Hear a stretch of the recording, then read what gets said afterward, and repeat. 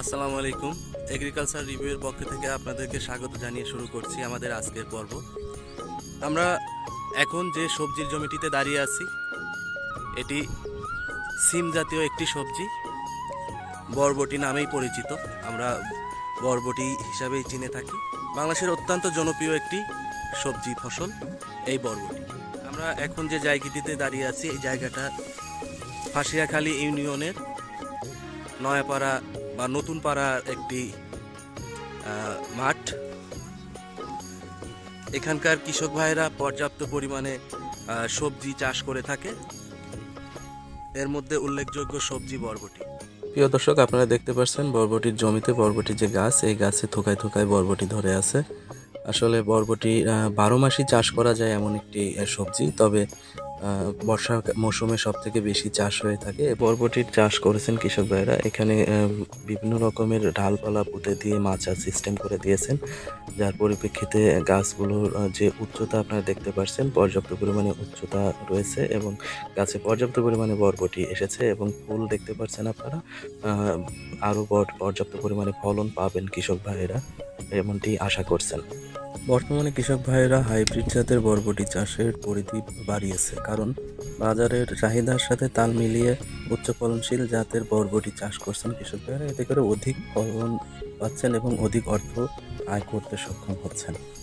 স্থানীয়ভাবে বরবটির অনেক জাত রয়েছে, হাইব্রিড যে জাতগুলো সেগুলো। এর মধ্যে উল্লেখযোগ্য যে জাতগুলো রয়েছে সেগুলো সুপার অ্যাগ্রো সিডের সুপার 40 জাত অন্যতম। তবে আরও অনেক রকমের কোম্পানির হাইব্রিড জাতের বরবটি বাজারজাত করে থাকে। তার মধ্যে যেমন সিডওয়াল সিডের চায়না বরবটি 007, এসিআই সিডের এসিআই 58, লাইট লং ইত্যাদি রকমের জাত বাজারে পাওয়া যায়। আপনারা সঠিক জাতটি নির্বাচন করে বরবটি রোপণ করবেন, তাহলে অধিক অর্থ আয় করতে সক্ষম হবেন। প্রিয় দর্শক, আমি এখন আপনাদের যে জমিটি দেখাচ্ছি, এটি যে জাতটি এখানে রোপণ করেছেন কৃষক ভাই, সেটি হচ্ছে সুপার অ্যাগ্রো সিডের সুপার যে 40 জাতটির কথা বললাম, সেই জাতটি এখানে রোপণ করেছেন। আপনারা দেখতে পাচ্ছেন গাছগুলো পর্যাপ্ত পরিমাণে সবুজ এবং অনেকটাই রোগ সহনীয়শীল একটি জাত। আর এই জাতের যে ফলন আপনারা দেখতে পাচ্ছেন, এটা আপনারা নিজ চোখেই দেখতে পাচ্ছেন, পর্যাপ্ত পরিমাণে ফলন এসেছে গাছে। তবে বাজারের যে বর্তমান বাজার মূল্য, সেক্ষেত্রে কৃষক ভাইরা পর্যাপ্ত পরিমাণে অর্থ আয় করতে পারবে।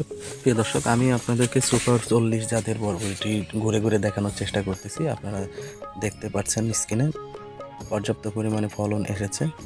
বরবটি গাছ অনেক সময় হলুদ হয়ে যায় এবং গাছগুলো পুরো ভাইরাসে আকার ধারণ করে। এর পিছনে প্রথমত কারণ হচ্ছে শোষক পোকা যেগুলো রয়েছে, যেমন সাদামাছি, জাপ পোকা, লাল মাকড় ইত্যাদি যে পোকাগুলো রয়েছে, এই পোকাগুলো পর্যাপ্ত পরিমাণে আক্রমণ করলে পাতার যে সবুজ ক্লোরোফিলটি থাকে সেই ক্লোরোফিলটি শুষে নেয়, যার পরিপ্রেক্ষিতে গাছগুলো হলুদ হয়ে যায়। পরবর্তীতে এই গাছগুলো ভাইরাসে আক্রান্ত হয়ে যায়।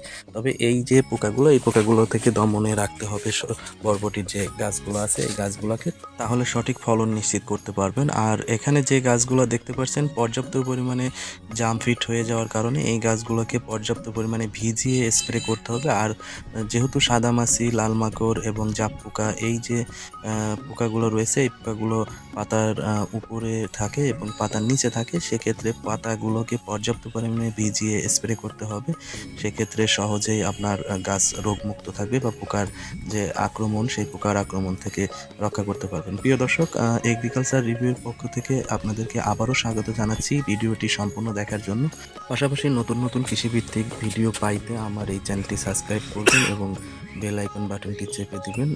সবাই ভালো থাকবেন, সুস্থ থাকবেন। আসসালামু আলাইকুম।